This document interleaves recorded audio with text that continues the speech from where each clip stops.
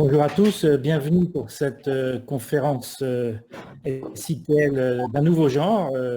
Circonstances obligent, donc en ce mois de juin, nous reprenons une conférence qui avait été prévue dans le cadre de la Journée européenne du fret ferroviaire en mars dernier. Et donc dans quelques instants, je vais vous présenter un peu les différents participants de ces échanges consacrés au transport combiné dont on a beaucoup parlé pendant ces dernières semaines, puisqu'il a été à l'honneur du fait des circonstances de la crise sanitaire. Mais avant d'entamer le débat, avant de vous présenter les différents intervenants, je voudrais qu'on commence par voir un peu quel est l'état d'esprit des parleurs en ce moment, avec la présentation. Il y a un petit peu de son, avec la présentation d'une étude à laquelle vous êtes habitués maintenant depuis de nombreuses années dans le cadre de SITL, c'est-à-dire le baromètre de perception des chargeurs sur le transport ferroviaire et combiné. Et donc, je vais demander à Anne-Laure Noat, donc d'Eurogroupe Consulting, de nous présenter les principales leçons de ce baromètre, qui, je le signale, a été adapté aux conséquences de la crise sanitaire. Il y aura à la fin de sa présentation quelques éléments sur la façon dont les professionnels ont évalué la performance du transport combiné pendant la crise sanitaire. Donc, avec une dizaine de minutes avec Anne-Laure, et après, nous entamerons les échanges sur justement les atouts du transport combiné pendant ces périodes de crise sanitaire et écologique. Anne-Laure, je te laisse la parole. Oui, merci Gilles. Bonjour à tous, j'espère que vous m'entendez bien. J'ai un petit problème d'image, mais l'important c'est que vous voyez les slides. Comme d'habitude, nous avons donc publié et vous aurez mis à disposition via les différents partenaires de la SITL et puis aussi sur notre site le baromètre complet. Donc je vais vous en donner les points principaux. Prochaine slide s'il vous plaît. Donc, je rappelle que le baromètre a pour objectif de donner la parole aux chargeurs et d'évaluer leur perception en matière de transport ferroviaire.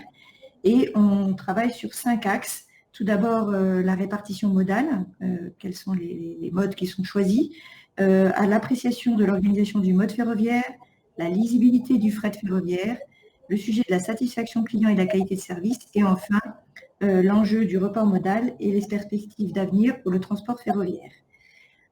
Prochaine slide. En termes de méthodologie et de panel cette année. Donc, c'est un baromètre qui est réalisé en partenariat donc, avec les partenaires que vous voyez exposés ici. Donc, crédit d'exposition, bien sûr, l'AFRA, l'UIC, TLF, SNCF Réseau, le GNTC, la UTF, France Chimie, l'Institut du Commerce, l'UTP et Objectif OFP, afin de toucher le plus grand nombre pour avoir beaucoup de répondants. Donc, la consultation avait été réalisée de janvier à février 2020 en perspective de la SITL présentielle. Compte tenu des circonstances et afin de prendre en compte les impacts du Covid, on a fait un complément à la consultation au mois de mai dans le contexte donc, de la crise sanitaire et économique. Notre panel cette année est un panel majoritairement représenté par des acteurs français à 92%. Il y a eu une forte mobilisation des donneurs industriels, comme vous pouvez le voir, avec 74% des répondants. Et ce sont les secteurs de la chimie et des granulats, matériaux de construction et grande consommation qui sont les 3 premiers secteurs représentés cette année au sein du panel. Slide. Donc, en ce qui concerne la répartition modale, donc on demande quels sont les modes utilisés pour transporter les différents types de marchandises. Donc, vous avez les graphes et vous pourrez les consulter plus en détail dans le support qui soit publié. Donc, le transport routier reste le premier mode de transport utilisé, toutes filières confondues. Le transport ferroviaire conventionnel progresse cette année, en tout cas au sein du panel, pour les granulats et matériaux de construction, l'agriculture et l'automobile. Et le transport combiné rail-route est à part égale avec le transport routier pour les produits de grande consommation. Et c'est le deuxième mode utilisé pour la métallurgie, les produits dangereux et la chimie. Slide suivant. Vous vous souvenez que tous les ans, on interroge pour savoir comment est-ce que les chargeurs sont sollicités pour transporter leurs marchandises par voie ferroviaire et est-ce qu'ils le sont. Donc cette année, 20% du panel déclarent être souvent sollicités pour transporter ces marchandises par voie ferroviaire. Et en ce qui concerne les acteurs vers lesquels les chargeurs se tournent pour organiser leur flux, donc quand on est sur les flux ferroviaires, ils sollicitent à 92% les entreprises ferroviaires. Et quand on est sur les flux combinés, on sollicite les entreprises de transport routier et les commissionnaires de transport en priorité. Slide suivant.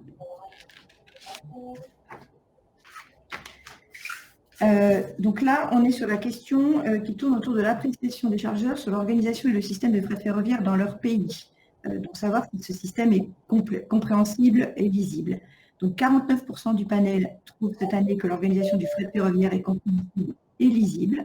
On peut noter que l'année dernière, on avait eu énormément de personnes qui ne s'étaient pas prononcées, puisqu'on avait près de la moitié du panel qui ne s'était pas prononcé. Cette année, on a des répondants et donc on a 8% qui trouvent ça tout à fait compréhensible et 41% compréhensible et lisible. Si vous vous souvenez des tout premiers baromètres, je pense qu'on est en amélioration. On pose aussi la question de savoir si les chargeurs se voient proposer des services innovants. Donc cette année, 40% du panel dit s'être vu proposer des services innovants avec principalement deux axes, la traçabilité des marchandises et la mise à disposition d'informations qui répondent aux deux priorités évoquées par les chargeurs. Ils ont exprimé cette année le souhait de pouvoir également bénéficier de services tenant compte des enjeux environnementaux. On verra l'année prochaine si des propositions leur auront été faites. En ce qui concerne l'offre, prochain slide, l'offre de transport ferroviaire conventionnel et combiné, la question est de savoir est-ce que l'offre correspond aux besoins. Comme vous pouvez le voir, que ce soit en flux ferroviaire et en flux combiné, même si c'est mieux en flux combiné, les chargeurs jugent que les offres ne répondent pas à leurs besoins. Et c'est en recul par rapport au dernier baromètre. Donc, il ne faut pas oublier qu'on était quand même dans une situation post-grève au moment de l'enquête. Donc, ça a peut-être pu jouer. Vous verrez que pendant le Covid, il s'est passé un certain nombre de choses. On y reviendra à la fin. Slide suivante. La satisfaction client. Alors, même si l'offre ne correspond pas tout à fait aux besoins, le niveau de satisfaction des chargeurs a augmenté sur l'ensemble des modes, excepté sur le transport ferroviaire conventionnel. Le transport fluvial et le transport routier sont ceux qui enregistrent les plus hauts taux de satisfaction. Et le transport combiné rail-route enregistre cette année un taux global de satisfaction de 60%. Slide suivant. Alors, est-ce que la qualité de service a évolué finalement pour chaque mode de transport? Donc cette année, les chargeurs disent que la qualité, c'est en légère amélioration pour le transport ferroviaire conventionnel et l'appréciation de la qualité de service est plutôt restée stable pour l'ensemble des modes en comparaison au dernier baromètre. Sachant que certains avaient des taux de satisfaction importants, il faut bien le noter. Slide suivant.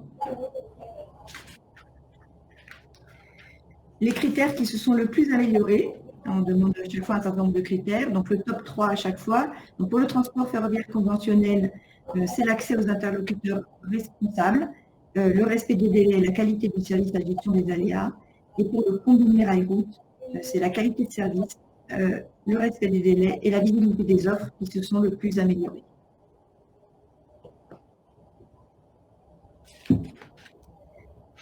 Le slide suivant. Donc notre habituelle question sur les éléments quel serait le mode privilégié en cas de report modal et quels sont les critères qui favorisent le report modal. Donc en cas de report modal, comme l'année dernière, c'est le transport combiné et surtout le rail-route qui est plébiscité par les chargeurs, comme vous pouvez le voir sur le petit rond, le petit cercle. En termes de critères qui favorisent le report modal, on retrouve cette année l'incitation financière comme critère numéro 1. Alors que l'année dernière, c'était le deuxième critère. Et pour la première fois, on voit l'environnement classé dans le top 5. Il y a même le deuxième critère favorisant le report. On aura peut-être l'occasion d'en débattre dans les conférences. En termes de perspective d'évolution sur le fret ferroviaire, donc le transport combiné rail-route reste le transport présentant le plus de perspectives d'évolution à moyen terme. Donc les petits symboles, ça veut dire est-ce que ça va être en augmentation, stable, en diminution ou ne sait pas. On voit que pour le transport conventionnel, finalement, on a quand même des parts un peu équivalentes entre égal, moins ou ne sait pas, et avec simplement moins de 40% qui voient des évolutions positives. Sur le transport combiné, par contre, on a plus de 43% du panel qui estime que ça va augmenter et 30% qui pensent que ça va rester stable. Alors, on va venir maintenant au point sur la crise sanitaire et ce qui s'est passé pendant la période de confinement. Donc, on a posé la question de savoir quel avait été l'impact de la crise sur les plans de transport. Est-ce que l'impact avait été fort avec une réalisation partielle du plan de transport, impact moyen, une réalisation perturbée du plan de transport, ou impact faible avec une réalisation conforme du plan de transport. Donc, on voit qu'il y a quand même eu 40% qui ont eu un impact fort, 27% un impact moyen, et un tiers qui ont eu un impact faible. Quand on regarde dans le détail, et ça vous pourrez le voir dans les documents, les acteurs de la construction et du PTP ont été les plus impactés par la crise sanitaire et économique. En ce qui concerne la qualité de service pour les flux qui ont circulé pendant la période de confinement, il est intéressant de noter qu'un quart du panel trouve que le transport ferroviaire conventionnel s'est amélioré durant la période de confinement. Et c'est effectivement des échos. Alors, il y avait plus de place pour faire circuler des trains de fret que de trains de courrier, mais voilà, c'est quand même à noter que du coup, le service a été à la hauteur pendant cette période. Et pour les autres, ça, globalement, il n'y a pas eu de changement. Donc, en fait, il n'y a pas eu trop de dégradation, en tout cas pour la partie rail. Slide suivant, qui sera mon dernier slide. En termes de perspective, donc on a demandé si effectivement la crise changeait un peu les perspectives et est-ce que ça allait provoquer des changements sur les modes de transport utilisés. On a 77% des chargeurs qui disent non. À date, au mois de mai, ils n'envisageaient pas de changement dans les modes de transport utilisés. Oui, un peu de report modal dans la continuité de la stratégie d'avant-crise, donc 23%. Donc, voilà, donc, globalement, en tout cas, au moment où on les interrogeait, ça n'avait pas provoqué de changement majeur. En ce qui concernait aussi le plus fort potentiel de développement, est-ce que là aussi, on devait peut-être avoir des changements? Globalement, c'est toujours le transport combiné rail-route qui reste celui qui présente le plus haut potentiel de développement à long terme pour les chargeurs et assez largement devant les autres modes de transport. Je vous remercie pour votre attention et ensuite, n'hésitez pas, si vous avez des questions, une fois que le baromètre vous sera remis dans sa extensivité, à revenir vers nous. Merci. Merci beaucoup Anne-Laure pour cette présentation. On n'aurait pas pu rêver meilleur argumentaire en faveur du transport combiné que ces quelques chiffres, y compris actualisés après la crise sanitaire. Je rappelle quand même, que tu m'avais dit, que cette enquête a été faite entre deux crises. La crise de la réforme des retraites qui avait largement pénalisé le fret dans son ensemble et puis la crise sanitaire. Alors, on a une base de discussion parfaite pour l'heure qui vient avec nos différents intervenants que je vais vous présenter. Je commence par vous, Ivan Tempezinski. Vous êtes directeur général de TAB Railroad, mais surtout maintenant, vous êtes aussi le nouveau président du GNTC. C'est tout frais, ça date de la semaine dernière, du 18 juin. Bonjour, Monsieur le Président. Avec vous, pour débattre, nous aurons Renaud Paula. Vous êtes vice-président du groupe Aleno et vous nous direz en quoi vous êtes, d'une certaine façon, un vrai fidèle du transport combiné et ce que vous en attendez dans les mois et les années à venir. Bonjour, monsieur. Bonjour, bonjour à tous. François Corvès, vous êtes directeur commercial du commissionnaire Forwardis. Vous pourrez aussi nous expliquer en quoi les commissionnaires peuvent recommander et amplifier l'offre de transport combiné envers l'ensemble des acteurs du secteur. Bonjour monsieur. Bonjour, bonjour à tous. Ceux qui ne l'ont pas fait. Et puis nous avons aussi avec nous Christian Durand qui est chargé de logistique à Air Products, un chargeur bien connu des transporteurs ferroviaires et qui nous dira aussi quelle est d'une certaine façon sa balance, plus, moins, les plus, les moins pour le transport combiné pour ces différents besoins.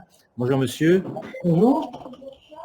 Et puis Eric Gunther, le directeur commercial de Delta 3, qui est une plateforme que les spécialistes connaissent bien. Bonjour monsieur, et vous nous direz aussi comment vous entendez dynamiser le transport combiné via ces plateformes qui sont absolument indispensables.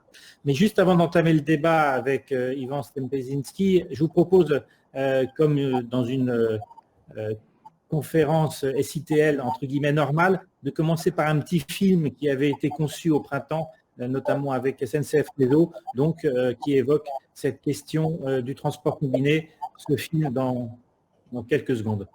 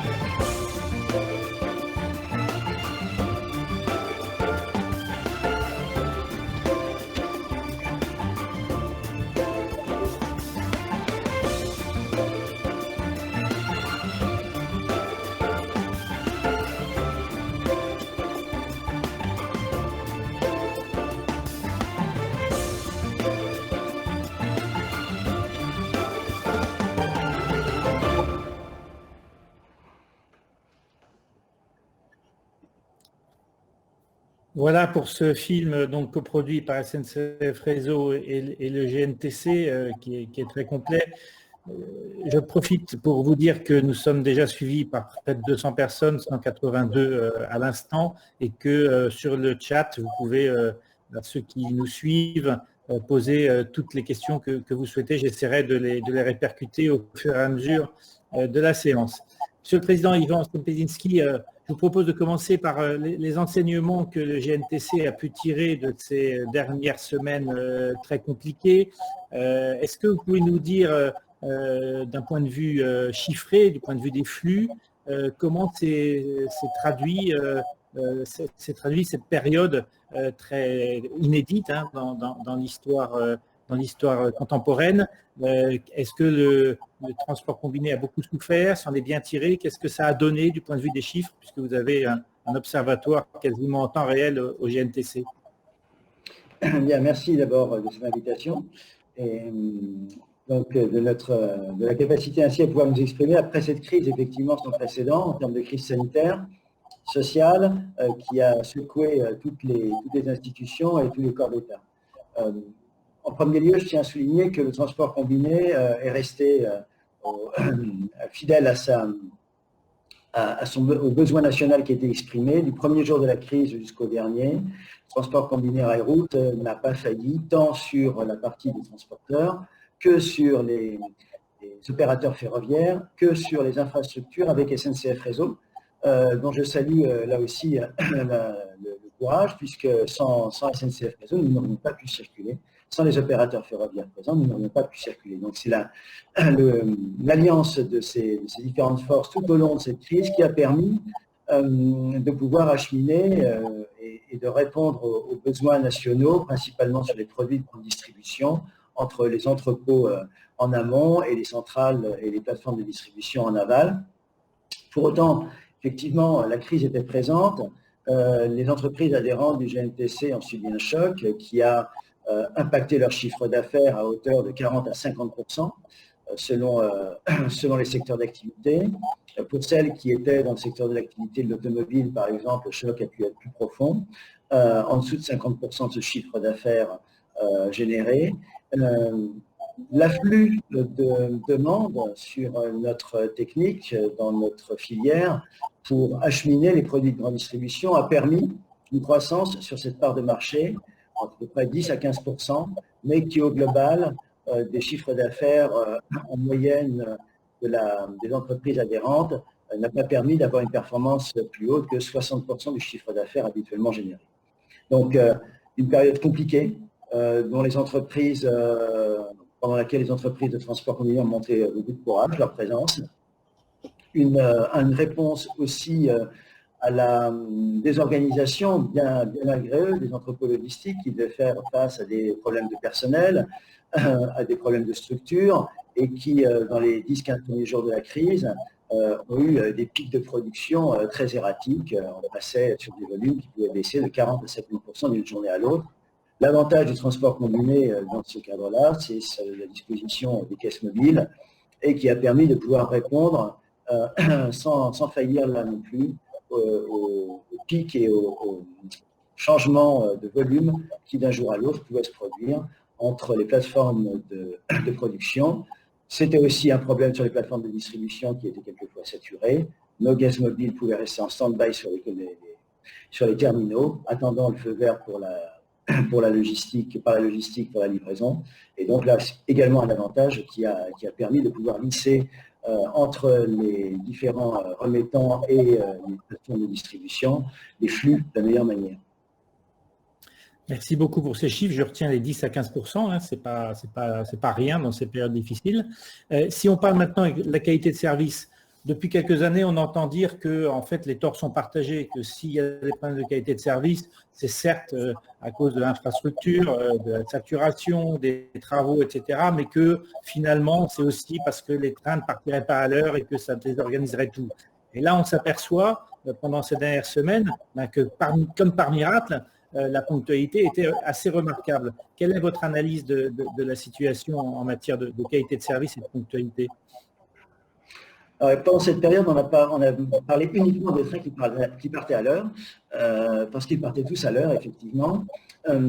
Mais on a aussi bénéficié très clairement d'un réseau qui nous était quasiment dédié, puisque les trafics voyageurs étaient inexistants, à part la partie TGV, mais qui n'était pas impactante majoritairement sur notre réseau. Nous avons donc bénéficié d'une qualité de service également non pénalisée par les travaux, puisque dans l'immense majorité, les travaux n'ont pas été effectués sur le réseau pendant cette période. Ce qui nous a permis, effectivement, d'arriver à un taux de service de très bonne qualité, de très haut niveau, plus de 96% confirmé, ce qui montre que c'est possible, que nos trains partent à l'heure, que le réseau, une fois libéré de certaines contraintes, peut offrir au fret la capacité d'acheminement en très bonnes conditions. Et donc, aujourd'hui, au vu de cela, ce qu'on souhaite, ce qu'on demande, c'est qu'il soit donné à SNCF Réseau la capacité de produire des sillons avec de la qualité, que dans son prochain contrat de performance, on lui donne les moyens de pouvoir faire des arbitrages entre la partie travaux, entre la partie voyageurs et entre la partie fret ferroviaire, et que ce ne soit pas uniquement le fret ferroviaire et le transport combiné principalement, qui soit la variable d'ajustement de la qualité qui puisse être générée sur le réseau. Donc c'est un bel exemple, ça nous a beaucoup aidé, c'est très clair. Cette qualité nous a permis de pouvoir supporter dans les exploitations des entreprises de transport combiné moins de variables d'ajustement routières, entre autres, à mettre en place. Donc c'était un facteur déterminant pour la réussite au quotidien de ces acheminements, à continuer donc avec ce bel exemple. Merci, Président. Sur ce thème spécifique de cette période de crise sanitaire, est-ce que l'un d'entre vous a un commentaire à faire ou une anecdote sur cette période, ou est-ce qu'on passe directement à la suite de nos échanges, notamment consacrés aux atouts du transport combiné en matière environnementale? Est-ce que l'un d'entre vous a quelque chose à rajouter? Moi, je veux bien rajouter quelque chose. Donc, je rejoins les propos du président Stepezinski sur cette capacité en fait à avoir un réseau libre qui a permis d'assurer une ponctualité des trains, des commandes et une fiabilité. Après, voilà, une petite période de rodage, qu'on va dire, sur les 2 dernières quinzaines de mars. Et surtout, ce que je retiens en plus, c'est aussi une capacité côté SNCF Réseau à, on va dire, à travailler de manière un peu plus agile que d'habitude, et donc à travailler avec toutes les parties prenantes, pas forcément les entreprises ferroviaires qui sont leurs clients, on va dire, direct, de premier rang, mais aussi avec les chargeurs, les sites destinataires. Et finalement, on a senti une vraie mobilisation pour faire des trains de fret pendant cette période. Donc, je pense que c'est une méthode, en tout cas. J'espère qu'on va pouvoir la pérenniser parce qu'elle a permis un meilleur accès au réseau ces derniers 3 mois. Voilà. Merci, monsieur. Alors, justement, on a vu tout à l'heure, à la fin du baromètre, qu'il y avait finalement une envie de transport ferré, notamment transport combiné, même s'il y avait aussi un appétit de transport conventionnel, mais c'est un peu plus compliqué sur cette partie-là. Et je vous propose d'entendre Christian Durand d'Air Product, justement, selon lui, quels sont les atouts, mais aussi les questions qu'il se pose à propos du transport combiné en guise d'introduction à notre débat. Monsieur Durand, est-ce que vous pourriez un peu nous résumer d'une certaine façon la façon dont vous voyez le recours au transport combiné dans les mois et les années à venir, de votre propre point de vue? Je dirais que la principale difficulté, c'est la multiplicité des interlocuteurs. On l'a vu tout à l'heure, entre le transporteur, entre ceux qui s'occupent de l'installation, ceux qui font le train, et la même chose à l'arrivée. Je vois, nous, on est dans la banlieue lyonnaise, donc il y a un camion qui vient chercher la caisse, qui la met sur le train à Vénissieux, c'est dans la banlieue lyonnaise.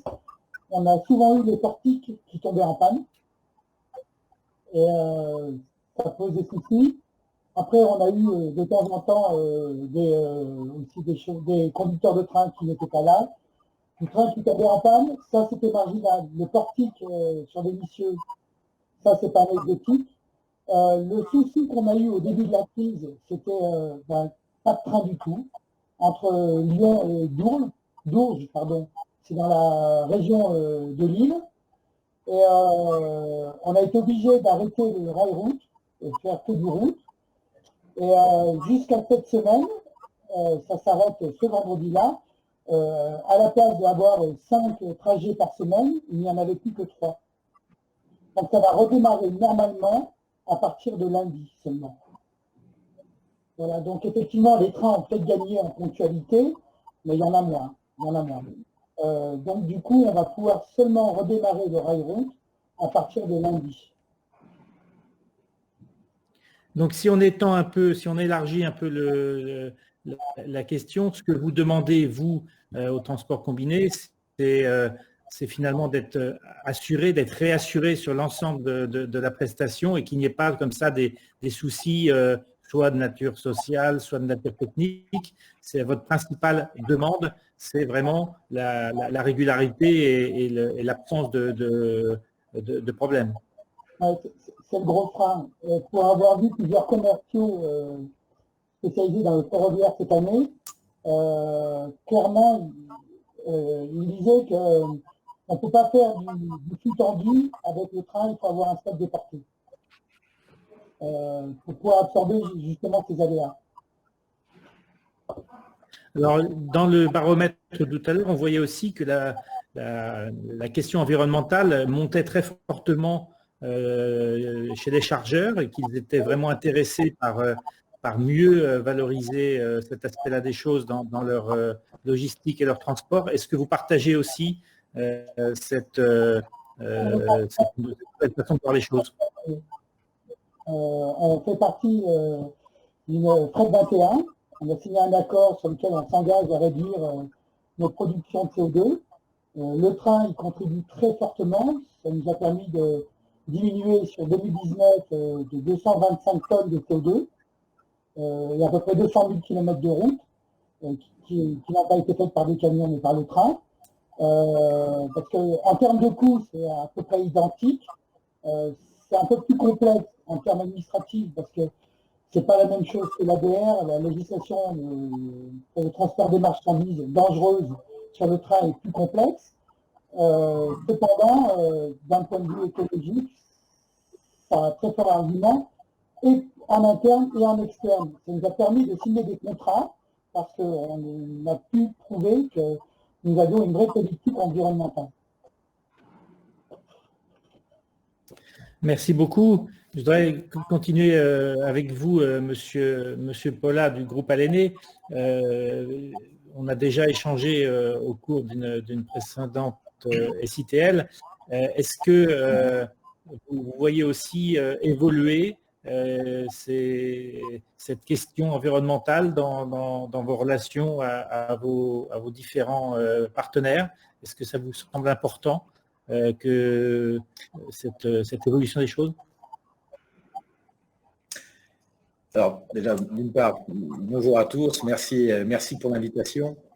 Le groupe Aléné a fait le pari d'investir il y a maintenant quasiment un an, quasi jour pour jour, dans un matériel qui s'appelle la P400. Donc la P400, à la différence de la caisse mobile, ce sont les remorques complètes, entières, avec les essieux que l'on met sur des wagons spécifiques pour transporter ces remorques-là. Alors on a fait le pari de s'orienter sur ce type de matériel, déjà d'une part parce c'est le standard européen et ça nous permettait de pouvoir toucher, compte tenu du fait que notre service est quasi uniquement tourné sur l'international, de pouvoir toucher des lignes et des clients en dehors de notre hexagone. Alors aujourd'hui, effectivement, on parle du transport vertueux, la dernière convention citoyenne pour le climat qui a rendu avant-hier, je pense, à Elisabeth Borne tous ses travaux, le démontre là encore. J'aurais tendance à dire que, très honnêtement, dans des moments aussi complexes que nous pouvons vivre aujourd'hui de manière économique, le nombre de chargements par rapport aux moyens qui sont mis à la disposition des chargeurs ne prône pas malheureusement pour le train qui reste encore relativement élevé et en tous les cas, de mon point de vue, pas suffisamment compétitif en ce qui concerne les opérateurs français et ne nous permettent pas justement d'apporter le service et de développer le transport multimodal comme on le souhaiterait. J'ai peu d'expérience, j'ai 1 an d'expérience sur le domaine, mais c'est vraiment la sensation que l'on a. Lorsqu'on parle avec nos clients aujourd'hui, lorsque on remplit nos appels d'offres, évidemment que la partie multimodale est toujours mise en avant et nous la mettons en avant. Il y a encore un énorme travail pédagogique à faire. Les gens ne connaissent pas suffisamment encore le multimodal et les chargeurs, hormis les très gros chargeurs, ne connaissent pas suffisamment le multimodal. Et la P400 en France est quelque chose de tout à fait nouveau. Il n'y a pas suffisamment de lignes, à mon goût, qui sont éligibles au P400 et la P400 n'est pas suffisamment encore développée. On est sûrement un des plus gros transporteurs français, hexagonal, à posséder la P400. Quand vous voyez tous les opérateurs, les transporteurs qui font du multimodal à l'international, ils ont tous des flottes extrêmement importantes. Je ne citerai pas des noms ici pour ne pas faire de publicité à des sociétés étrangères, mais garder nos compétences bien françaises.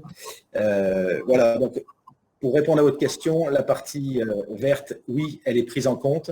Lorsqu'on commence à parler de prix, malheureusement, on revient vite aux fondamentaux économiques qui malheureusement sont aujourd'hui de toutes nos entreprises font face. Merci beaucoup, M. Paulin. On reviendra avec vous tout à l'heure. François Corvès, finalement, ce que disent messieurs Durand et Paulin, c'est il ne faut pas oublier ni le prix, ni la qualité de service, ni la qualité de l'approvisionnement. Finalement, c'est un peu votre boulot aussi, à vous, commissionnaire, que de proposer des solutions efficaces et au meilleur prix. Est-ce que vous pouvez nous dire comment vous envisagez la période à venir de votre propre point de vue?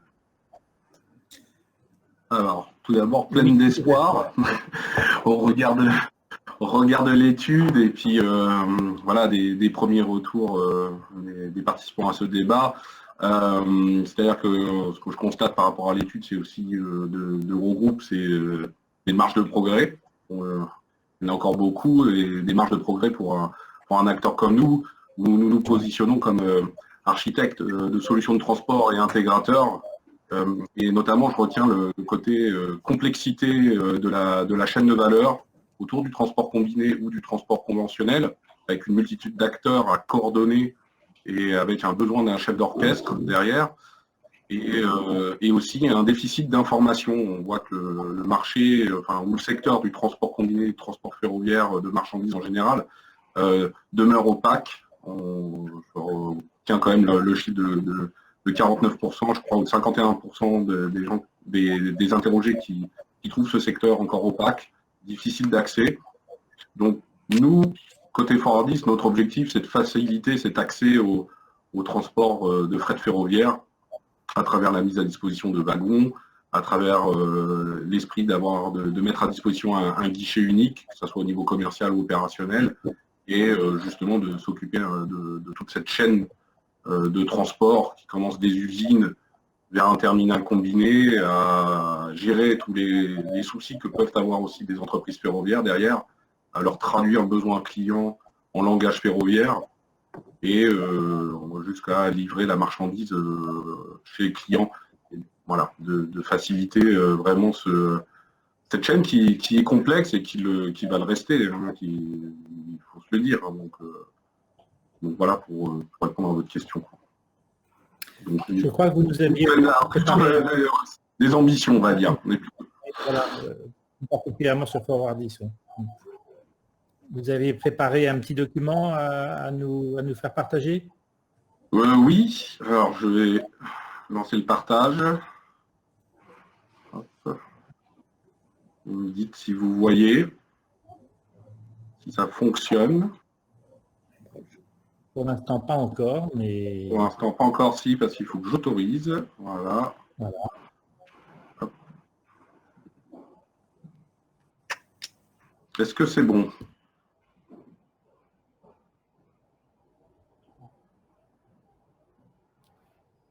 Eh bien, je pense que vous allez pouvoir le faire.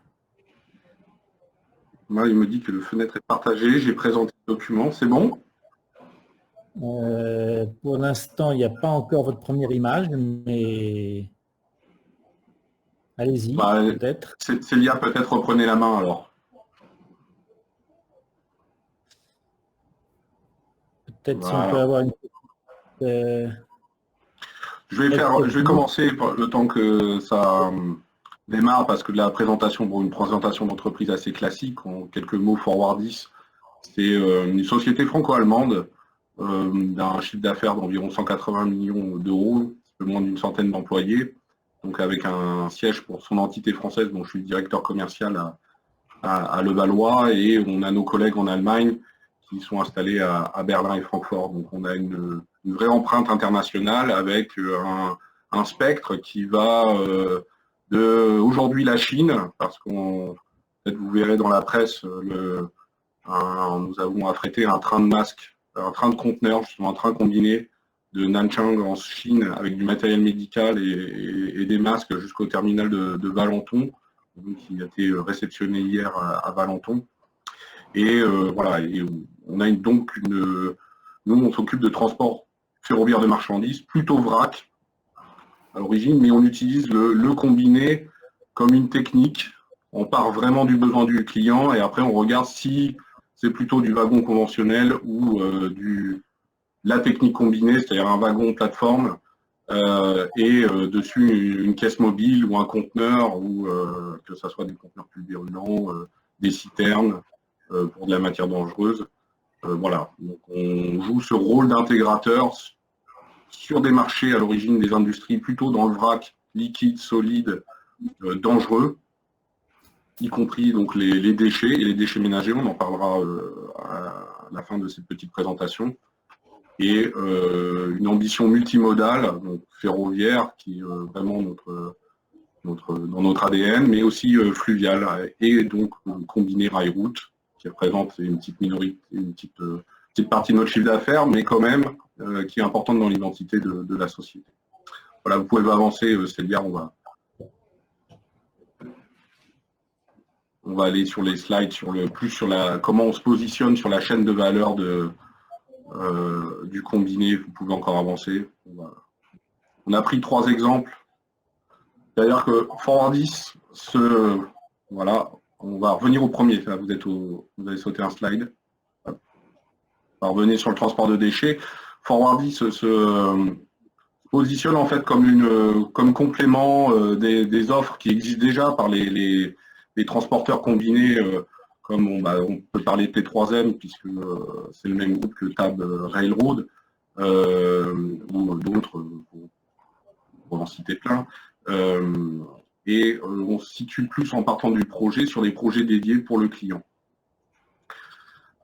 Donc, 3 business cases que je souhaite partager très rapidement avec vous. Le premier, c'est qu'on a un des clients qui est une société mixte d'enlèvement des ordures ménagères, avec un grand syndicat mixte, je veux dire, au niveau de l'Oise, où Forwardis réalise en fait par transport ferroviaire la collecte, l'enlèvement des conteneurs de déchets ménagers jusqu'à l'incinérateur de Villers-Saint-Paul. Et en fait, donc assemble tout, loue les conteneurs, loue les wagons, s'occupe de la traction ferroviaire. Et voilà, sur un contrat de long terme, suite à un appel d'offres public, il y a une volonté aussi politique derrière du département de l'Oise de faire du transfert modal pour la collecte des déchets, le transport des déchets. Voilà, donc c'est un contrat qu'on opère depuis plusieurs années, et avec une technique particulière de caissons, qui sont des caissons ampli-roll, et qui permettent en effet de réduire le coût de la rupture de charge, puisqu'on n'a pas besoin de portique. On est équipé sur du matériel bien spécifique au niveau des camions avec ce bras ampli-roll. Donc il s'agit de collecter à travers ce qu'on appelle des quais de transfert, différents centres de collecte implantés dans le département de l'Oise et qui sont embranchés ferroviaires, les déchets pour les acheminer à l'incinérateur, et ça représente 2 à 3 trains. Alors, on est aussi dans une logique un peu de short line en même temps. Et voilà, donc c'est un contrat qui dure, et comme quoi on est capable aussi de faire du ferroviaire avec la technique combinée et aussi à courte distance. Après, l'autre exemple, là on est sur un exemple industriel d'usage de la technique combinée, c'est le slide d'après. Alors là, oui, on est sur la collecte robotisée des conteneurs. C'est-à-dire qu'on a introduit une innovation. Je reviens sur les déchets. On a introduit une innovation, à savoir que c'est un conteneur latéral robotisé, qui est une technique employée en Suisse. Donc, les Suisses sont généralement en pointe en ce qui concerne le fret ferroviaire, et qui plus est sur le transport combiné. Donc là, il s'agit de collecter les déchets, les ordures avec cette caisse, venant d'une caisse mobile, dans laquelle les déchets sont comprimés directement dedans. Et en fait, on enlève une étape dans la chaîne de transport, qui est l'étape de la compression des déchets à l'intérieur et la mise dans une caisse mobile. Et voilà, on arrive directement à transborder ce caisson innovant sur des trains. Donc c'est une innovation qui a été mise en route l'année dernière dans l'Oise avec l'aide de Fort Harris. Ensuite, on va parler donc de cet exemple industriel pour un grand groupe sucrier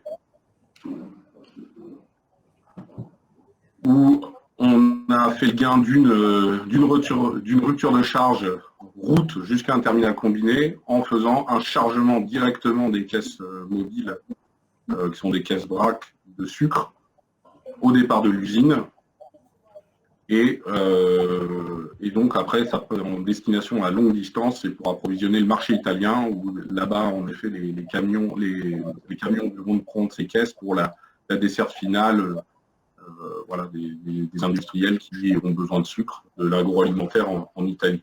Et ça représente aujourd'hui 2 trains par semaine au départ de 2 sucreries en France vers 2 terminaux combinés. Donc on part des usines, directement de l'usine vers à destination de terminaux combinés en Italie avec des sillons réguliers et l'international, puisque le parcours part du nord de la France via la Suisse pour aller sur Mantoue en Italie du Nord et de l'autre côté à Mortara, pas très loin de Novara et de Turin. Voilà. Et il y avait un troisième exemple? Oui, le dernier exemple, cette fois, c'est utiliser la technique du transport combiné, donc de ce principe d'utiliser un wagon plat et d'y mettre dessus une caisse mobile ou un conteneur citerne, en fait, et de le transporter avec le système de wagon isolé, en fait. Donc là, c'est surtout pour un trafic au départ de la frontière espagnole, du terminal d'Hendaye, où la marchandise dangereuse arrive par camion et ensuite est transbordée à Hendaye sur des wagons que nous mettons à disposition de notre client espagnol pour transporter de la matière hautement dangereuse vers la région de Lyon en utilisant le système de wagons isolés de la SNCF. Donc ça représente des coupons de 2 à 3 wagons qui après arrivent directement chez les clients, chez les chimistes et qui dépotent ce conteneur citerne au même titre qu'il dépoterait une citerne ferroviaire conventionnelle.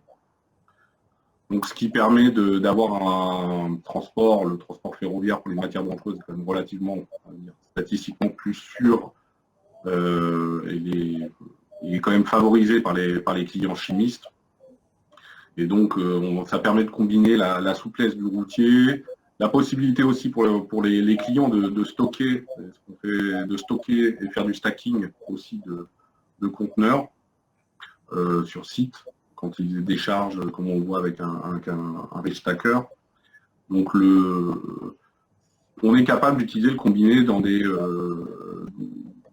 d'autres façons de faire, d'autres plans de transport, d'autres concepts que le combiné, je veux dire classique, avec traction routière au départ, passage par un chantier combiné, puis ensuite parcours longue distance en train et desserte routière à la fin. Ce que nous utilisons, nous, aujourd'hui, aussi en parallèle, dans notre activité combinée. On a une flotte de conteneurs 45 pieds pour des produits de grande consommation et du vrac céréalier. Mais le champ du transport combiné est plus large que ce qu'on peut voir classiquement. Et c'est vraiment de partir du besoin du client et après, la technique combinée s'y prête bien. Pour certains projets. Voilà. Merci beaucoup de nous avoir montré ces quelques exemples d'adaptation du transport combiné à différents besoins, différentes circonstances. Monsieur Gunther, finalement, là, on a vu l'importance des plateformes, des terminaux, etc. Vous, à Delta 3, comment vous voyez l'évolution du transport combiné dans les années à venir? Vous êtes à un poste d'observation très important. On parle beaucoup de ces plateformes depuis quelques temps. Est-ce que vous pouvez nous confier un peu votre analyse de la situation? Je rejoins effectivement tout ce qui a été dit par les intervenants précédents, à la fois sur la partie des externalités du ferroviaire alors on parle de l'impact environnemental, mais on n'en a pas beaucoup parlé, c'est l'impact sécuritaire. C'est sur des grands flux de transit massifiés, c'est quand même pas mal d'éviter d'avoir des camions sur de longues distances, c'est quand même plus sûr et il y a moins d'accidents. Ça, c'est un point que je voulais juste souligner. Et puis, du point de vue du terminal, chez nous, effectivement, un peu comme l'ont rappelé certains avant moi, même si les volumes ont baissé, parce que les distributeurs ou les industriels travaillaient moins pendant cette crise, nous avons continué à offrir 100% des services. Alors certes, il y avait un petit peu moins de trains, c'est en train de revenir à la normale. C'est pas assez rapide pour tout le monde, mais on y travaille. Et puis je suis content aussi de voir que on ne restreigne pas le combiné à seulement des caisses mobiles et des containers. Il y a effectivement d'autres types de combinés. Il y a des autoroutes ferroviaires, il y a des semi-remorques préhensibles par pince dont parlait M. Paula. Il y a tout un tas il y a l'industrie chimique qui est un grand consommateur du transport combiné. Voilà, nous on est point de convergence en fait. On a l'ensemble des acteurs qui arrivent chez nous. Effectivement, il y a beaucoup d'acteurs. C'est un peu comme un Big Mac. Chaque couche, c'est un opérateur de transport combiné. Ça peut être un commissionnaire, c'est un routier, c'est un gestionnaire de terminal. Il y a un gestionnaire d'infrastructure voisin qui permet d'entrer et sortir les trains. Ce sont des chargeurs. Donc, et quand vous enlevez une couche, c'est plus un Big Mac, ça perd un petit peu de sa saveur, mais l'ensemble est cohérent. Il y aura toujours ce nombre d'acteurs importants. C'est peut-être de prime abord un peu compliqué, mais ça le mérite d'exister. On a des ambitions à la fois en Europe et en France de basculer et de faire du report modal. En France, on est un petit peu à la traîne par rapport à d'autres pays européens, mais depuis l'initiative européenne Rail Freight Forward et puis la dynamique 4F, la déclinaison en France, c'est vrai que moi je sens pour la première fois le monde du ferroviaire se mobiliser, parler d'une seule voix, comme savaient le faire nos clients transporteurs routiers déjà. Et puis l'idée, c'est vraiment de travailler ensemble. Il ne s'agit pas d'opposer les modes de transport, ils sont complémentaires. Les volumes du combiné viendront notamment de la route, faut pas l'oublier. Et on ne fait pas avec un train ce qu'on sait faire avec un camion. Et inversement, j'ai envie de dire. Vous n'irez pas livrer des chaussures rue de Grenelle à Paris avec un train de 750 mètres, 1800 tonnes. Ça ne va pas bien se passer. Et de même, pour faire de longues distances, si vous avez du volume, de la fréquence et du poids, je ne suis pas sûr que une kyrielle de camions le long de l'autoroute, ce soit formidable. Je pense que d'un point de vue sécuritaire, encore une fois, et d'un point de vue environnemental, un seul conducteur de train qui peut tirer 40 ou 50 caisses, au lieu de autant de chauffeurs routiers sur les routes, c'est pas mal, c'est un truc à réfléchir. Si en plus sur nos terminaux, sur nos points nodaux, on arrive à amener d'autres prestations de services, comme on a réussi à le faire ici chez nous à Delta 3, c'est-à-dire des zones d'activité logistique, des zones multiservices, des parkings sécurisés poids lourds, de la maintenance légère pour les locomotives, pour les wagons, je pense qu'on aura tout compris, on y arrivera mieux. Et puis, dernière chose qu'on essaye sur lesquels on essaie de réfléchir ici avec les acteurs régionaux et nos voisins belges notamment, c'est que il y a un certain nombre d'installations terminales embranchées qui ont peut-être pas des volumes colossaux et qui du coup hésitent à confier leurs marchandises aux ferroviaires et qui restent sur du pur routier. Nous, on pense que mixer des coupons, comme le faisait Forwardis, par exemple, sur la partie chimie et raccrocher des petits coupons sur des trains conventionnels, et inversement, venir rajouter un petit coupon conventionnel sur une ligne de combiné qui a peut-être pas son taux de remplissage optimum et ça pourrait peut-être faire démarrer des trafics.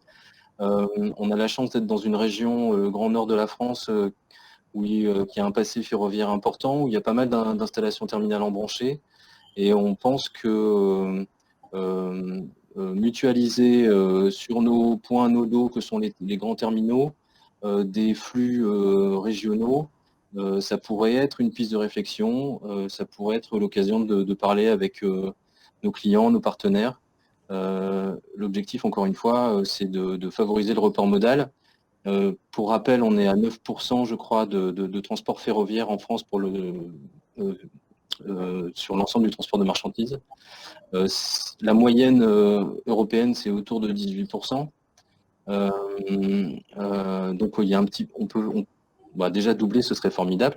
Et l'ambition européenne, c'est de monter à 30% de report modal sur le ferroviaire. Donc pour la partie française, ça veut dire une sacrée marge de progression. Il y a beaucoup de travail à faire. Donc avec la variété du panel qui est ici et là, enfin qui est avec nous aujourd'hui, on va bien réussir à trouver massifier quelques flux et démarrer de nouveaux trafics. En tout cas, je le souhaite. Merci beaucoup. Ce que vous nous dites, en fait, Monsieur Günther, c'est qu'à côté de mesures d'ordre général sur l'infrastructure, sur les aides à la pince, sur l'économie globale du transport combiné, si on prend les termes à la mode, faire vivre des écosystèmes locaux avec des terminaux qui soient polyvalents, vous rappeliez qu'il ne faut pas forcément renoncer à offrir des services qui sont loin de votre cœur de métier, comme des parkings, etc. C'est ça qui convaincra l'ensemble des partenaires d'aller davantage vers le transport combiné. Président Stępiński, on voit bien que avec ces différents échanges, il faut à la fois améliorer la performance au quotidien, réduire les problèmes qu'évoquait par exemple M. Paula, et puis aussi qu'il y ait un engagement des pouvoirs publics, de l'ensemble des filières aussi industrielles. On est à la veille de la présentation par 4F, dont parlait à l'instant Eric Günther, de ces propositions au gouvernement. Qu'est-ce que ça vous inspire, ces différents échanges? Vous venez de prendre la présidence du GNTC, vous avez envie de dire, bon, il y a un formidable potentiel, comment faire pour le développer encore mieux? Alors, en premier lieu, les différentes interventions qui ont eu lieu là sur les 30 dernières minutes nous donnent confiance parce qu'il y a beaucoup d'attentes, il y a des espoirs et puis il y a des besoins qui sont déterminés. Je pense à ce qu'évoquait M. Paula pour la partie format P400. Il est clair que ça fait le développement du gabarit P400 sur le réseau ferroviaire français fait clairement partie des axes de développement du transport combiné rail-route, tel d'ailleurs que ça a été exprimé dans le plan 4F. C'est un élément qui a été relevé comme un axe majeur au même titre que le développement des trains longs en combiné, passé à 850 mètres ou 1000 mètres. Donc, on voit que les besoins sont exprimés, les besoins sont matérialisés. C'est important de le dire. Et pour reprendre les éléments qui étaient mentionnés par Eric Günther, effectivement, aujourd'hui, il y a un grand plan de relance qui est mis en place dans une réflexion, en tout cas, pour un projet qui s'appelle effectivement 4F, le fret ferroviaire français du futur, dont l'objectif est de doubler la part modale du ferroviaire, de passer effectivement de ces 9% que vous mentionniez il y a quelques instants, Eric, de passer à 18% d'ici 2030. Donc c'est un objectif extrêmement ambitieux, mais pour autant, lorsque l'on décante les différents éléments constitutifs de ce plan, entre autres, l'objectif fixé au combiné rail-route, c'est un triplement de son activité d'ici 10 ans. Et là, quand on regarde les actions qui peuvent être mises en place, et qui ont été d'ailleurs listées dans ce plan 4F, on voit qu'il y a des choses qui peuvent être faites rapidement. Je parlais de la partie des développements des trains longs, c'est quelque chose qui peut être fait très rapidement. La partie de la modernisation des réseaux de terminaux, ça a été évoqué tout à l'heure par M. Durand, je crois, qui avait des problématiques sur les terminaux dans la région lyonnaise. Il est clair que le développement et la modernisation des réseaux de terminaux, c'est un axe majeur pour accueillir demain l'expansion, le passage de 9% à 18% de volume. Il faudra bien le traiter et aujourd'hui, les terminaux estimés nécessaires sont chiffrés sur une quinzaine avec des investissements rapportés de façon à renforcer le réseau ferroviaire pour le transport combiné. Donc, les besoins sont exprimés, le plan est en cours, enfin il est plus qu'en cours puisque nous avons remis ce matin au ministère des Transports le rapport 4F qui va permettre donc au ministère des Transports de regarder les éléments prioritaires qui peuvent être mis en place avec les éléments budgétaires, puisque dans un plan comme celui-ci, nous sommes bien sûr sur des éléments budgétaires sur chaque poste et de prévoir sur la dizaine d'années à venir les priorités. On est aussi sur un élément, il a été mentionné plusieurs fois, qui répond à des exigences avec le transport combiné rail-route, des exigences immédiates. On parlait, on l'a cité tout à l'heure, eh bien la pénurie de chauffeurs. Il est clair qu'aujourd'hui, même si actuellement il se ressent un peu moins dans ce creux de la vague économique, mais la pénurie de chauffeurs est réelle, existante, était très vive en fin d'année 2019 et va revenir forcément au devant de la scène dans les problématiques de production. Ça a été souligné par un intervenant, un train, c'est l'équivalent de 60 véhicules, 60 à 70 véhicules qui sont transportés d'un bout à l'autre de la France avec un seul conducteur de motrice. On arrive donc à résoudre des problématiques avec le transport combiné sous cet axe, sans parler de l'aspect sociétal, sans parler de l'aspect accidentologique qui est bien sûr réduit. Mais c'est aussi toute la partie décarbonation qui n'est pas neutre. Et aujourd'hui, le transport combiné permet une économie réelle en émanation de CO2, puisqu'on est, c'est cité dans la présentation qui a été faite par SNCF Réseau, c'est 14 fois moins de CO2 produit par un train sur les équivalents camions aujourd'hui. Un transport de Paris à Marseille en rail par rapport au transport routier traditionnel, c'est une tonne de CO2 économisée. Donc, c'est souvent un peu virtuel, la tonne de CO2. Nous, au quotidien, ça n'est pas virtuel, c'est une économie réelle. Et aujourd'hui, on aimerait que ça aille plus loin, justement pour pouvoir aider les transporteurs routiers qui s'investissent dans le transport combiné.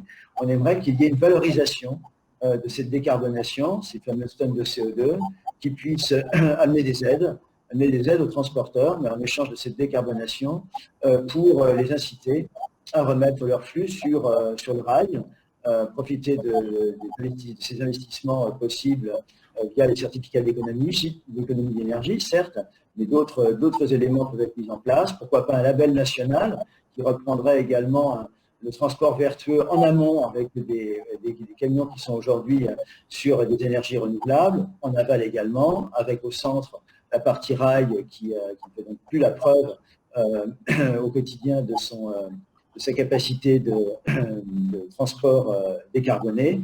Voilà, il y a des choses très rapides qui peuvent se mettre en place.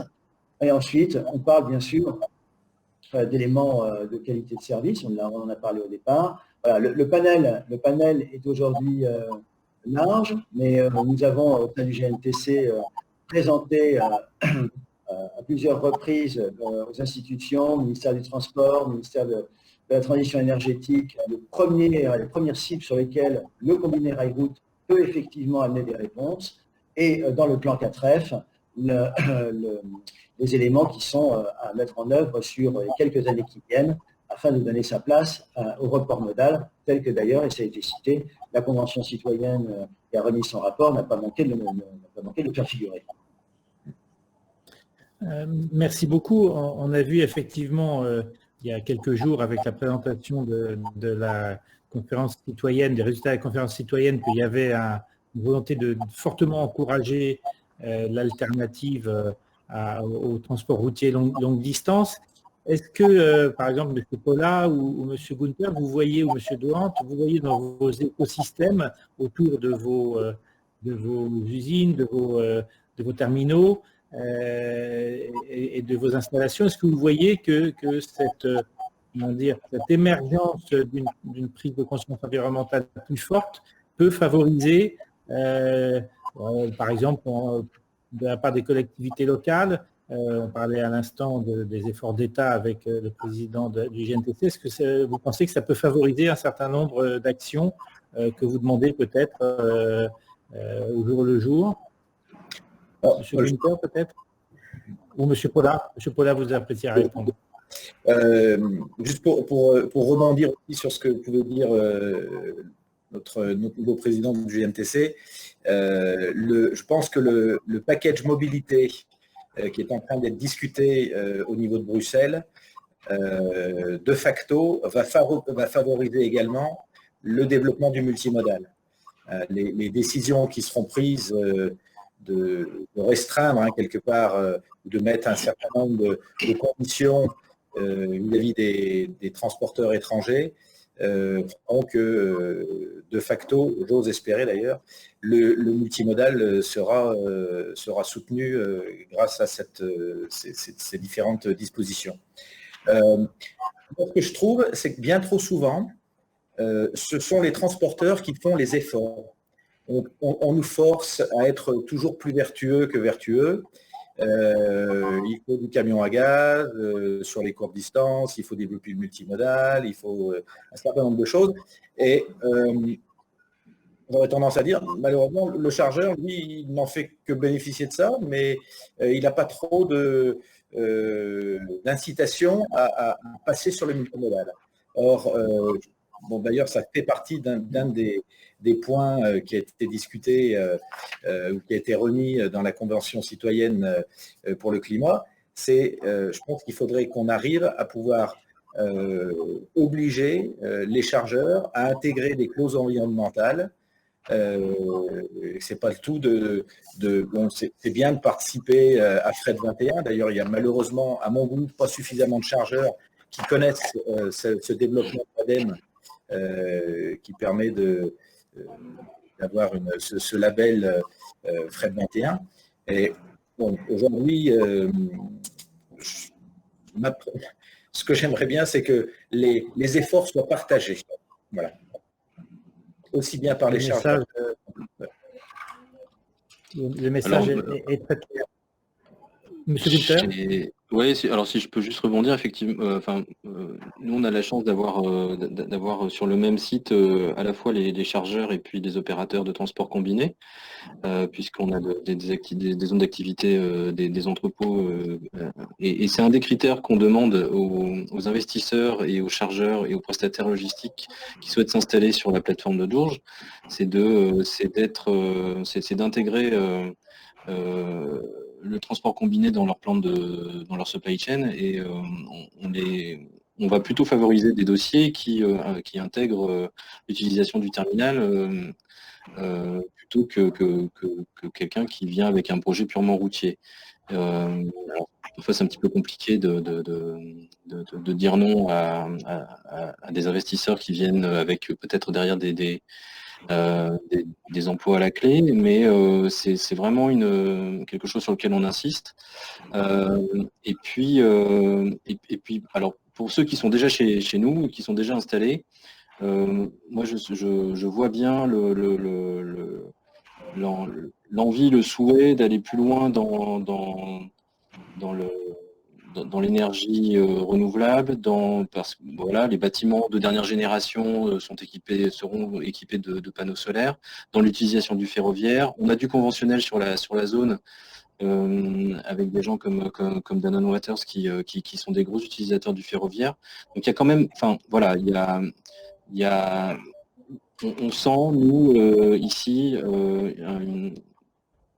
une attente, une demande des chargeurs Et puis toutes ces problématiques sont clairement bien intégrées par les transporteurs routiers, effectivement, par les opérateurs de transport combiné et par les gestionnaires de terminaux. Donc pour nous, c'est clairement, on va vers le monde d'après, on n'y est pas encore parce que voilà, c'est des process assez lents à mettre en place. Et puis après, il y a tout ce qui va autour, c'est-à-dire les stations multi-énergie sur nos sites pour pouvoir faire le plein de gaz comprimé ou liquéfié, d'hydrogène peut-être pour certains, et à la fois pour les transporteurs routiers, mais également pour les engins de manutention sur les sites, pour les barges, pour les locotracteurs, pour les engins rail-route. Enfin voilà, il y a vraiment de plus en plus d'initiatives pour récupérer les déchets sur les zones d'activité. Il y a du déchet bois, il y a de la palette cassée, il y a du plastique. Il y a vraiment beaucoup de choses qu'on peut faire et qui peuvent venir compléter ce report modal sur lequel on souhaite tous faire avancer. Merci beaucoup. Nous avons pas mal de questions justement à la confluence entre les enseignements de la crise sanitaire sur le combiné et puis ces préoccupations environnementales. On va commencer par une petite question de détail avant de poser les suivantes à M. Stempeszynski. Vous avez évoqué tout à l'heure 96% de taux de régularité pendant la période de confinement. En temps normal, c'est combien, demande M. Eric Thoman? Alors, en temps normal, c'est beaucoup plus fluctuant et ça peut être proche de 96, mais ça peut être proche de 85 ou de 80 sur certaines journées, sur certains axes. Donc, c'est non seulement la qualité, mais la régularité de cette qualité qui sont nécessaires. Les deux éléments sont nécessaires pour donner confiance aux chargeurs, pour avoir avec le rail, demain, avec le transport combiné, le même niveau de garantie que celui qui est donné par la route aujourd'hui, qui est excellent, et qui est la norme, qui est le baromètre de la qualité du transport. Donc, qualité, mais aussi régularité. Alors, autre question, quel est aujourd'hui le potentiel de trafic transférable de la route au rail via le transport combiné rail-route dans l'état actuel du réseau ferré?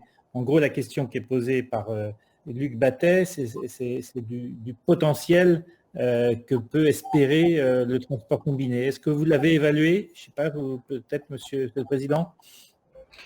Alors, on l'a évalué en termes de nécessité dans le cadre du plan 4F, puisque, comme je l'ai indiqué tout à l'heure, c'est un triplement de l'activité d'ici 10 ans du transport combiné qui est nécessaire pour que l'objectif de passage de 9 à 18% de part de transport ferroviaire d'ici 2020 soit réalisé.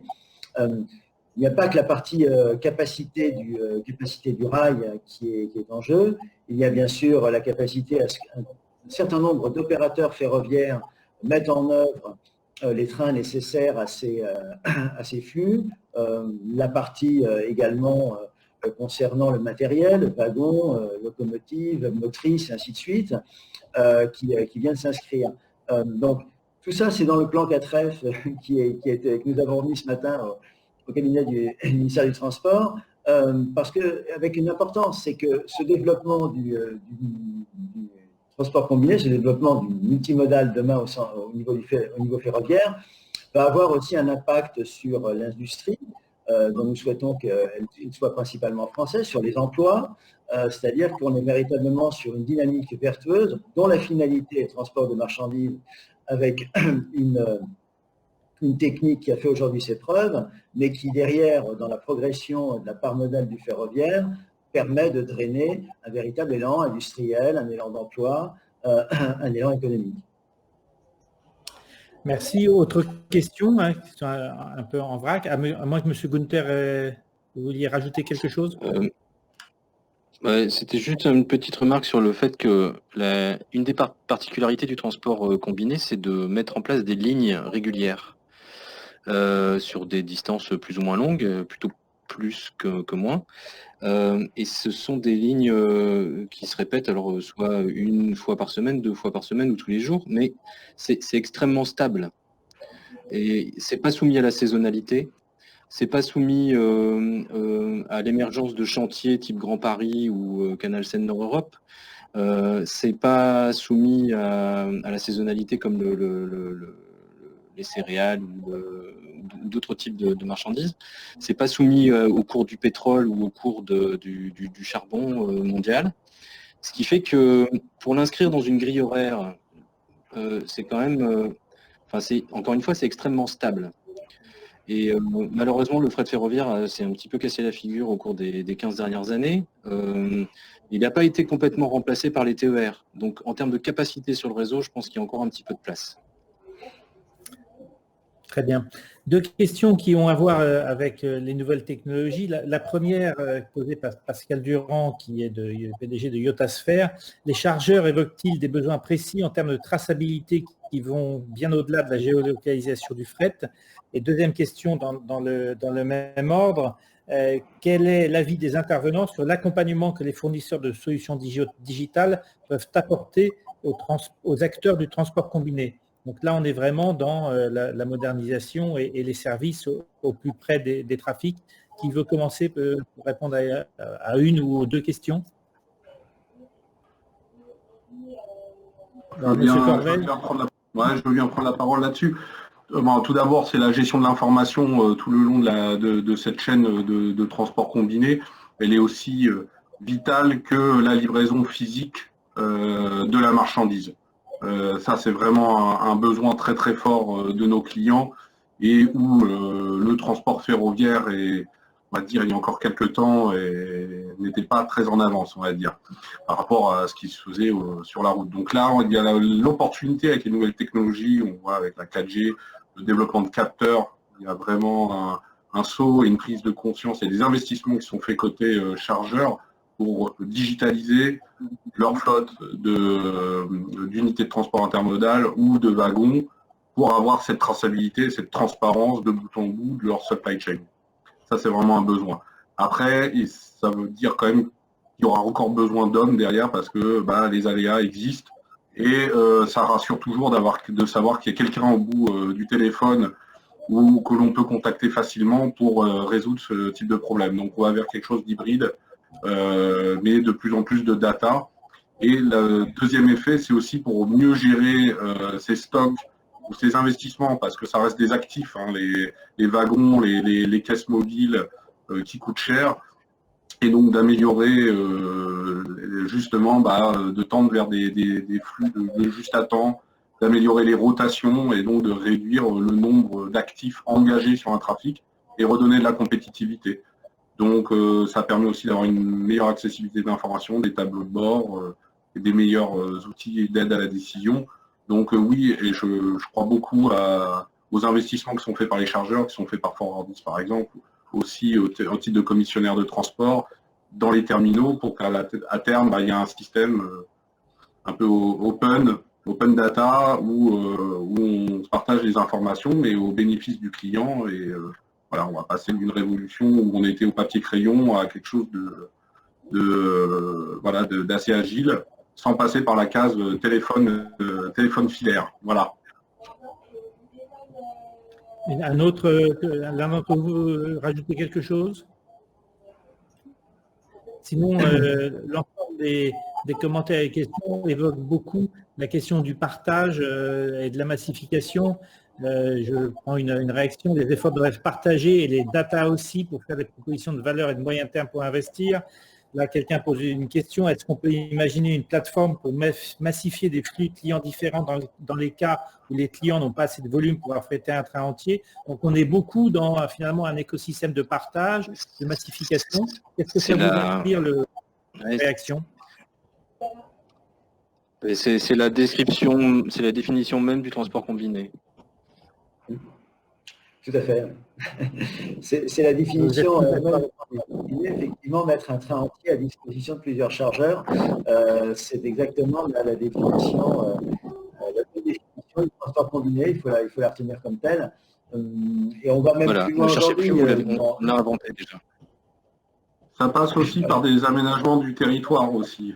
C'est-à-dire l'exemple de M. Günther me paraît très bon, justement que le terminal combiné puisse aussi accueillir des plateformes de cross-docking qui soient embranchées pour faire du wagon conventionnel avec de la palette de produits de grande consommation, par exemple, ou pourquoi pas le terminal combiné s'occupe des premiers kilomètres et des derniers kilomètres ferroviaires, on doit créer en France, je pense, un peu plus de lieux de massification, de ports secs, où se concentrent les industriels, se concentrent aussi les plateformes logistiques, comme on peut le voir en Allemagne avec ce qu'ils appellent les Güterverkehrszentrum, ou en Italie les interportos, où il y a ces lieux de massification qui permettent après de concentrer les volumes et de les acheminer sur de longues distances, que ce soit sur le territoire français ou en Europe.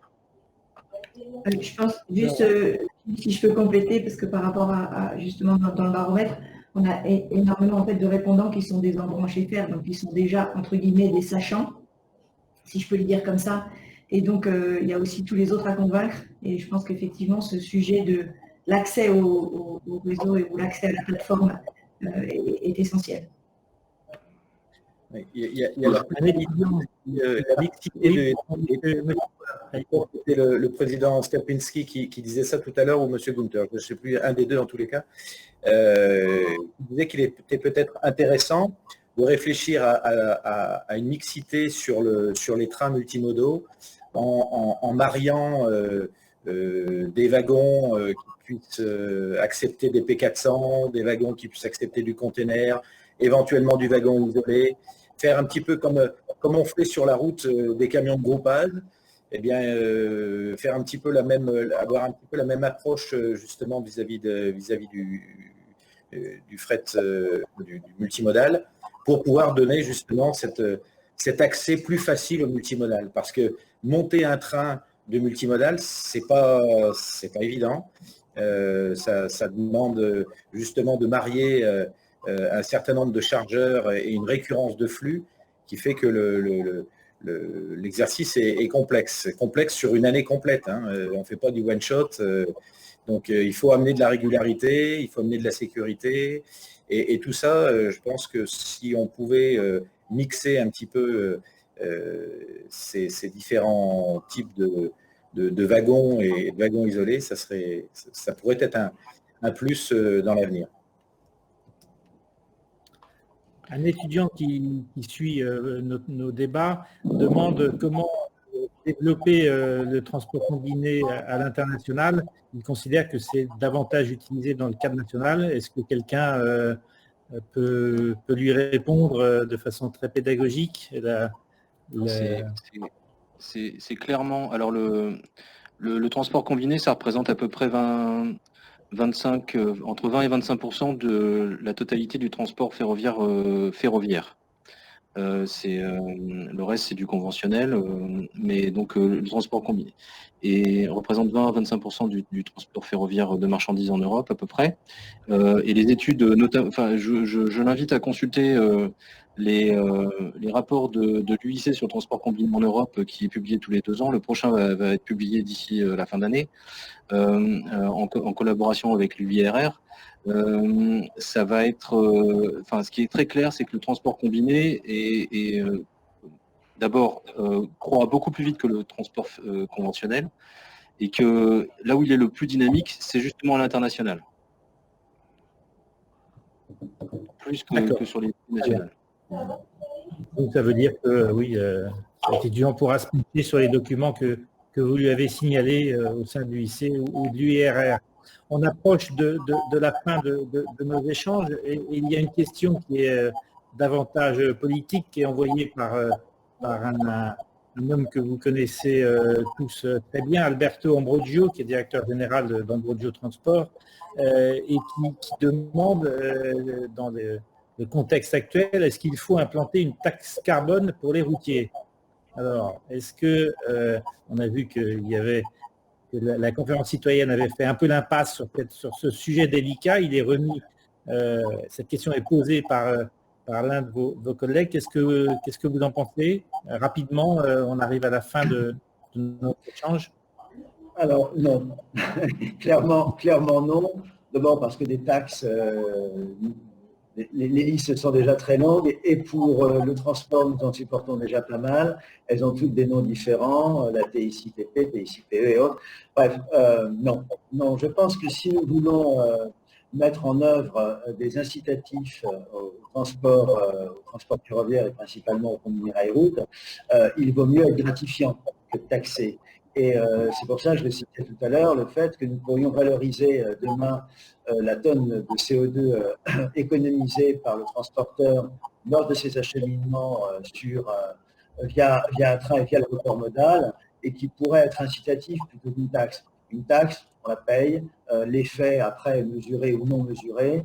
Là, demain, un incitatif déjà sur un élément déjà mesurable, sur une échelle écologique déjà existante, a toutes les chances de réussir. Parce que ça fonctionne déjà. La tonne de CO2, nous l'économisons encore une fois tous les jours via ces éléments-là. Et si on veut convertir, il faut être plutôt bienveillant, plutôt que restrictif et coercitif. La taxe est coercitive. L'incitation, elle doit s'accompagner d'éducation, d'ouverture, et qui sont aujourd'hui tout à fait, encore une fois, à la disposition des uns et des autres dans le cadre du report modal. Donc non à la taxe pour les routiers et oui à la valorisation de la décarbonation par le rapport modal. Merci, c'est très clair.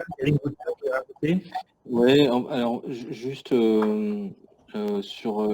alors effectivement, taxer, c'est peut-être pas forcément la meilleure approche. Par contre, ce qui est sûr, c'est que les opérateurs de transport combiné, les entreprises ferroviaires et les chargeurs et les transporteurs routiers vont pas pouvoir faire ça tout seuls. Donc il y a des choses que le secteur doit faire, et c'est notamment améliorer le track and trace, pour pouvoir tracer une caisse mobile. Aujourd'hui, vous pouvez commander un truc sur Amazon qui est fabriqué en Chine, vous savez à quelle heure ça prend l'avion, à quelle heure ça arrive à Roissy et à quelle heure le chauffeur va venir vous livrer chez vous. Par contre, un train de 1800 tonnes, parfois, il vous faut une demi-journée pour savoir où il se trouve exactement. Alors ça, c'est juste pas acceptable. Donc la profession doit savoir s'améliorer. Par contre, elle peut pas. C'est un transport guidé, le ferroviaire. Le conducteur, il n'est pas maître de son véhicule parce que il y a des postes d'aiguillage qui l'orientent. Il y a un gestionnaire d'infrastructure qui gère la circulation à sa place. Et donc, je pense qu'il y a des choses à faire aussi chez les gestionnaires d'infrastructure qui doivent aider le secteur, notamment en offrant des sillons de qualité robustes, non perturbés par les travaux, etc., etc. Mais bon, en offrant de meilleures capacités en termes de gabarit, en termes de longueur des trains, peut-être. Mais bon, voilà. Et puis il y a aussi les institutions qui doivent nous aider pour faciliter la vie du rail, pour traverser une frontière, pour ne pas rajouter des couches administratives. En fait, l'idée, c'est d'avoir, encore une fois, il ne s'agit pas de mettre en concurrence le routier et le ferroviaire et le fluvial. L'idée, c'est de pouvoir tous jouer avec le même niveau de contraintes. Et à ce stade, le ferroviaire a peut-être plus de contraintes que le routier, et il faudrait justement harmoniser peut-être ça, et que ce soit aussi facile de rouler en train en Europe que ça l'est aujourd'hui en routier. Encore une fois, il faut plutôt aider que taxer. Merci beaucoup. Je crois que cette belle perspective va nous servir de conclusion. Je tenais à vous remercier tous les 5, ainsi qu'Anne-Laure pour le baromètre.